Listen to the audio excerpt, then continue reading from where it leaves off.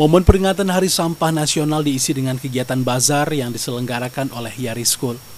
Kegiatan bertajuk Yari Ecopreneurship Bazar diselenggarakan di Gedung Padang Youth Center pada Kamis pagi, yang dibuka oleh Profesor Inang Dewata, pemerhati lingkungan, dan turut dihadiri oleh Dinas Pariwisata Kota Padang dan para orang tua.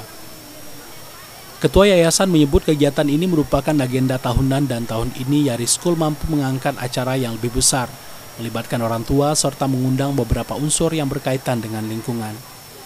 Selain memperkenalkan sekolah, kegiatan Yari Ecopreneurship Bazar lebih bertujuan untuk mengenalkan kepada anak-anak tentang kepedulian terhadap lingkungan dan memotivasi anak-anak dalam menumbuhkan jiwa wirausaha. Salah satunya pemanfaatan sampah atau barang yang tidak terpakai menjadi sesuatu yang bernilai jual. Di samping juga dalam menjalankan visi sekolah membentuk karakter anak cerdas secara emosional, intelektual, dan spiritual yang berdasarkan ketuhanan yang Maha Esa. Berbasiskan pada iptek dan berwawasan internasional tanpa meninggalkan kebudayaan serta peduli kepada lingkungan. Dasar itu sangat penting kita didik anak kita sehingga menjadi dimulai dengan belajar bersama-sama guru dalam bentuk kegiatan-kegiatan, latihan, perbuatan, dan akhirnya menjadi kebiasaan yang akhirnya anak-anak ini berkarakter yang memang peduli ke lingkungan dan menjaga lingkungan, sehingga ini yang akan diwariskan kepada nanti dari anak-anak kita ini sendiri juga kepada cucu-cucu mereka nantinya. Waktu ini sangat cepat berlalu, jadi kita ini sangat-sangat urgent yang perlu kita persiapkan. Anak kita nggak bisa menunggu. Jadi itu kita penting dan kita selalu meningkatkan kualitas dari tahun ke tahun.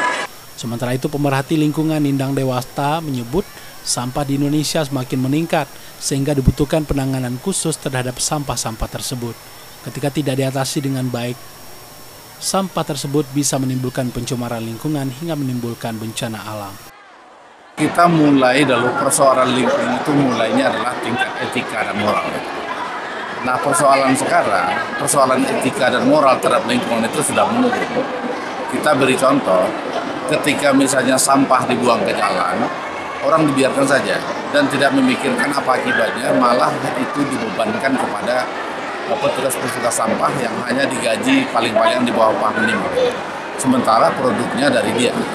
Oleh karena itu, kita mengapresiasi sekali Yari School ini dia kembali meningkatkan etika dan moral melalui anak-anak. Jadi anak-anak yang ada hari ini dia gunakan sebagai untuk peningkatan etika dan moral. Apa yang etika dan moralnya? Bahan-bahan sampah yang sudah ada selama ini mereka olah dengan konsep reduce, reuse, dan recycle.